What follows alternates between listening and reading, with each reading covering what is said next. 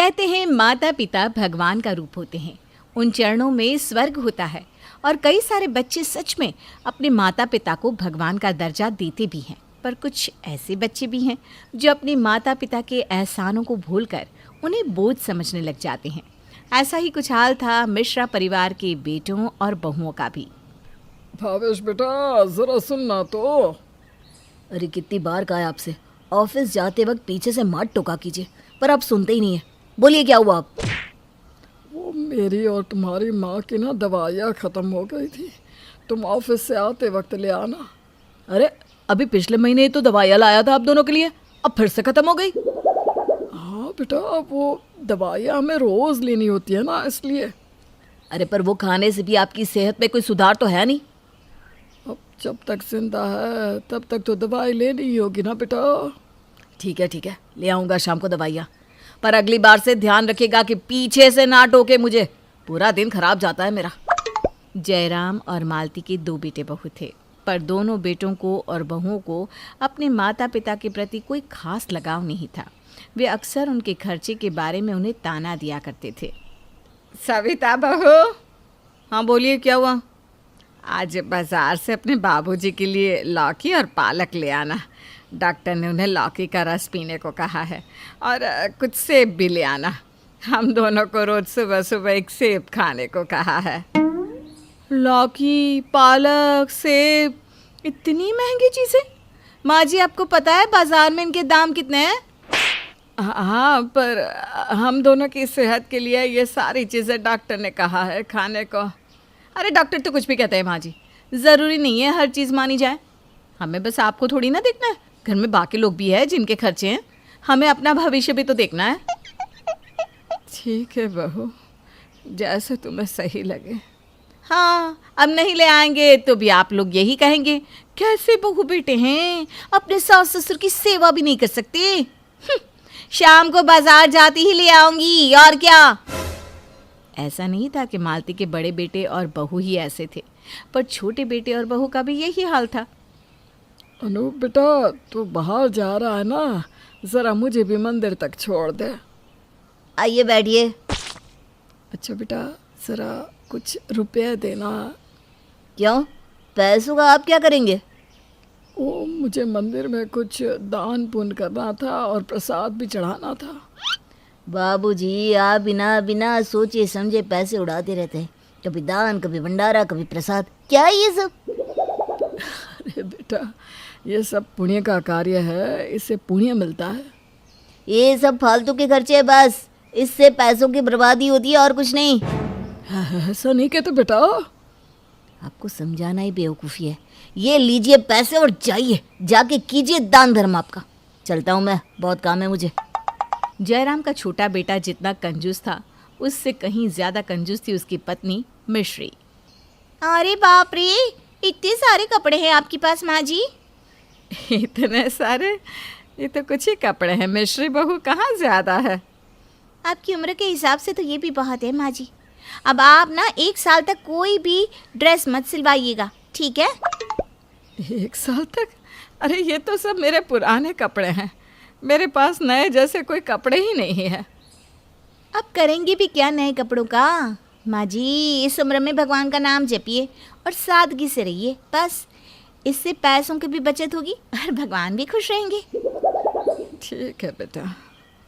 मालती और जयराम के दोनों बेटे बहुओं को अब उनके खर्चे चुभने लगे थे, और ये उनके बर्ताव में साफ साफ जाहिर भी हो रहा था।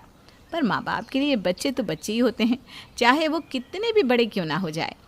इसलिए मालती और जयराम कभी उनकी बातों का बुरा नहीं मानते थे, उनके लफ्ज़ों को नज़रअंदाज करते रहते थे। पर उन्हें नहीं पता था कि उनके बेटे और बहू उनके पीठ पीछे क्या क्या प्लान बना रहे थे। ये माँ और बाबूजी के खर्चे तो दिन ब दिन बढ़ते ही जा रहे हैं। आज के ज़माने में इतना सब खर्चा उठाना, और वो भी ऐसी महंगाई में, बड़ी मुश्किल बात है। हाँ सही कह रहे हैं आप भैया, ऊपर से इन्हें दान करना है, प्रसाद बांटना है। ये दोनों तो समझने को तैयार ही नहीं है कि हम लाखों में नहीं कमाते भाई। और नहीं तो क्या, इन्हें तो इतने सारे फल भी चाहिए, हरी सब्जियाँ, दवाइयाँ, पता नहीं क्या क्या। इनके खर्चे तो पूरे होने का नाम ही नहीं ले रहे, कभी कोई ज़रूरत तो कभी कोई। अब कोई रास्ता नहीं निकाला तो ऐसे ही हम सबकी ज़िंदगी खर्च हो जाएगी। तो तुम सबका क्या ख्याल है, क्या करना चाहिए हम सबको?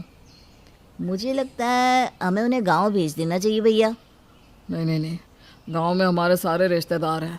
अगर उन्हें पता चला कि हमने माँ बाबूजी को अकेले गांव भेज दिया है तो हमारी बदनामी हो जाएगी।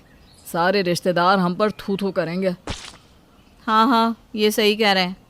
हमें कोई और उपाय सोचना होगा, कुछ ऐसा जिससे ये शहर में ही रहे और हमारे साथ भी ना हो। हाँ, कुछ तो करना होगा। इनके खर्चे उठा रहे तो हम तो कंगाल ही हो जाएंगे एक दिन। अगर मेरी माने तो माँ बाबूजी को किसी वृद्धाश्रम भेज देते हैं। क्या, वृद्धाश्रम? हाँ, वहाँ उनकी अच्छी देखभाल भी होगी और कभी कभी हम सब उनसे मिलने भी चले जाएंगे। और कोई रिश्तेदार उनसे मिलने यहाँ आ गया तो तो भी कोई दिक्कत नहीं होगी। हम कुछ दिन इन्हें यहाँ ले आएंगे वापस और रिश्तेदार के जाने के बाद वापस आश्रम में छोड़ाएंगे। वहाँ कई सारे इनके जैसे बुजुर्ग होंगे। अरे उन्हें तो मज़ा भी आएगा उनके साथ। मेरे हिसाब से तो मिश्र बिल्कुल ठीक कह रही है। अकेले रहने से तो ये आश्रम में रहेंगे तो इनकी देखभाल भी होगी और कभी कभी हम उनसे मिलने भी जाया करेंगे, कुछ ले जाया करेंगे। इससे किसी पर इन दोनों के खर्चों का बोझ भी नहीं होगा। हाँ, मुझे भी यही सही लगता है भैया। ठीक है, फिर सबको यही सही लगता है तो मैं आज ही वृद्धाश्रम में बात करके आता हूँ।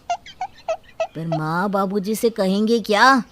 अरे वो बाद में देख लेंगे, पहले मैं वृद्धाश्रम की सारी जानकारी निकलवाता हूँ, तब तक माँ बाबूजी से कोई कुछ नहीं कहेगा। ठीक है। हाँ, यही सही रहेगा। हाँ, तब तक इन्हें कोई कुछ भी नहीं बताएगा कि हमने क्या बात की है। अगर उन्हें पता चल गया ना तो शायद वो यहाँ से जाएंगे ही नहीं या रोने धोने बैठ जाएंगे। हम खुद वक्त आने पर उन्हें प्यार से समझाएंगे तो वो समझ जाएंगे। और नहीं माने तो थोड़ा झूठ बोल देंगे उनसे, तब तो उन्हें मानना ही पड़ेगा। हाँ, अगर अपने भविष्य के लिए सोचना है तो ये सब तो करना ही पड़ेगा। हाँ, सही कह रही हो तुम दोनों। और हम कौन सा उन्हें धक्के मार कर निकाल रहे हैं। उनके लिए अच्छा वृद्धाश्रम ही ढूंढेंगे जहाँ वो अच्छे से रह सके।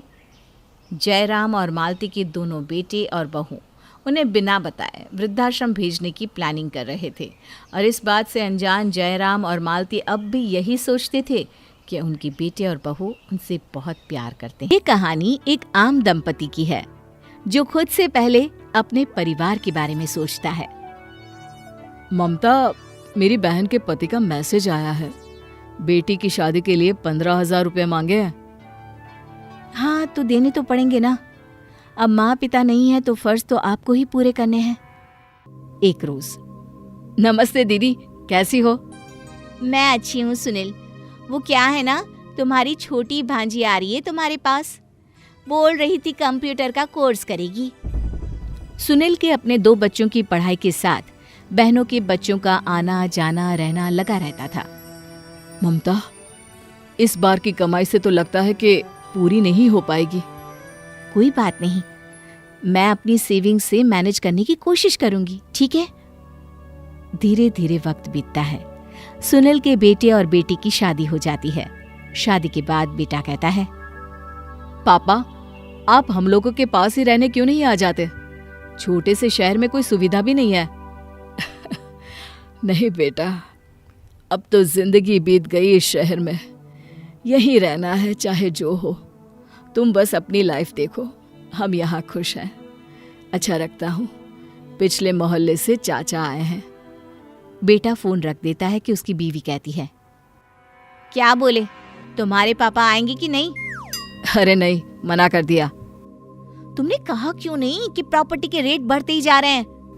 अरे पता तो है ना कि वहाँ आसपास मोहल्ले वाले आते जाते रहते हैं, तो कोई आ गया था। अरे बोलो ना उन लोगों को कि घर बेचकर पैसे हमें दे, आकर यहीं रहे। थक गई हूँ मैं किराया दे देकर। बेटा अगले रोज फिर पिता को फोन करता है। अब क्या है पापा, मैं रोज रोज आपको फोन करता हूँ, आप सुन ही नहीं रहे।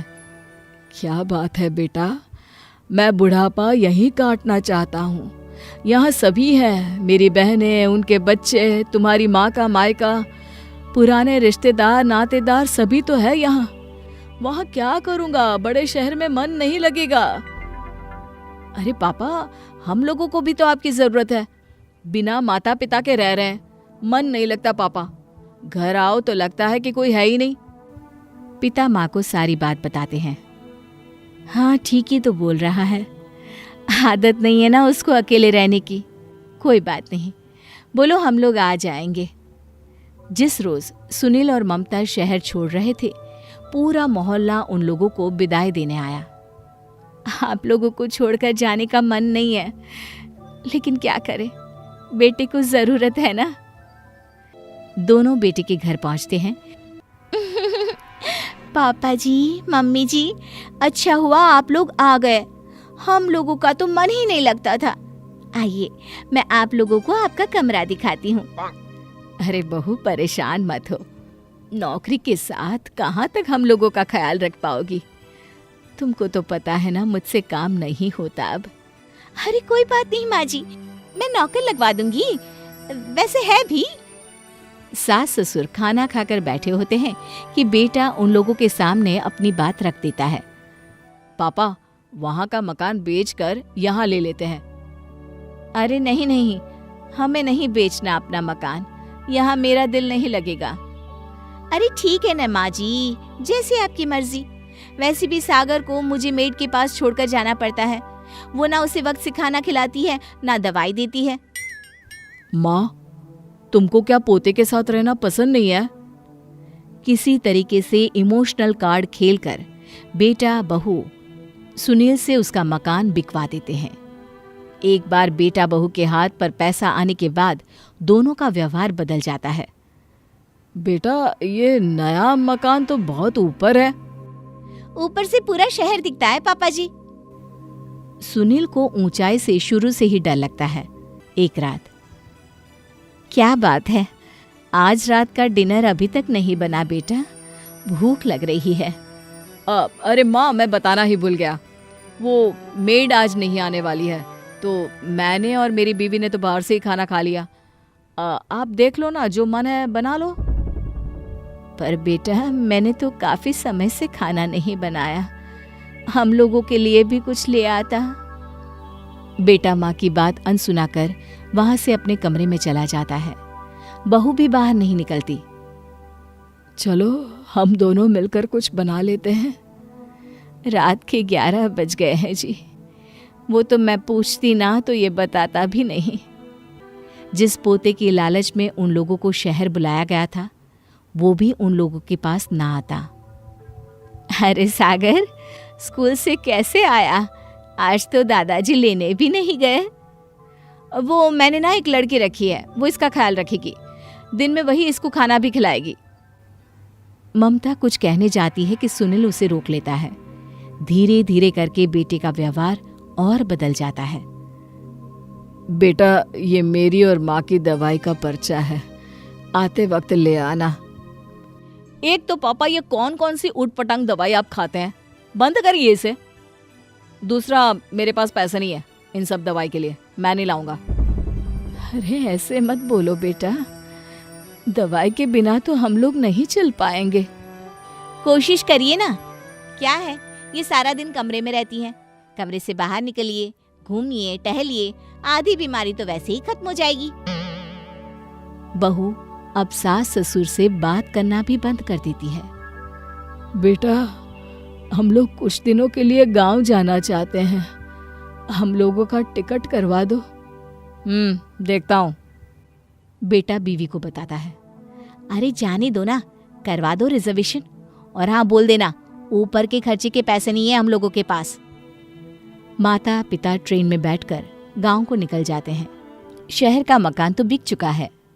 गांव पहुंचकर, अरे सुनील भैया आए हैं। भैया, कैसे याद आई गांव की, चलिए घर खाना बनवाते हैं। अरे नहीं नहीं, मकान खुलवा दीजिए, यहीं मैं बना लूंगी। अरे कैसी बात कर दी भाभी, अभी तो आए हैं, कैसे खाना बना लेंगी। गांव में फिर से ममता और सुनील अपना घर सजाते हैं। ममता, अब गांव तरक्की कर गया है, क्यों ना वो सड़क पर खुलने वाले कमरे को दुकान बना ले। हाँ, और क्या, दिल भी लगा रहेगा और आमदनी भी आएगी। ममता, वैसे जो होता है अच्छे के लिए होता है। मैं मतलब नहीं समझी जी। देखो ना, छोटे शहर का मकान ना बिकता तो हम गांव कैसे आते, और यहाँ की शुद्ध हवा, पानी, फल, सब्जी का मज़ा कैसे लेते। ठीक कह रहे हैं जी। मैं तो सोच रही हूँ कि गांव में एक स्कूल भी खोल लूँ, वो खेत के पास की जो ज़मीन है ना वहीं। अरे लेकिन ज़रूरत क्या है इतना सब करने की, और कौन संभालेगा हमारे बाद? हमारा बेटा, क्योंकि ये तय है कि एक दिन उसे भी यहीं आना है। सुनील ममता चैन की जिंदगी जीते हैं।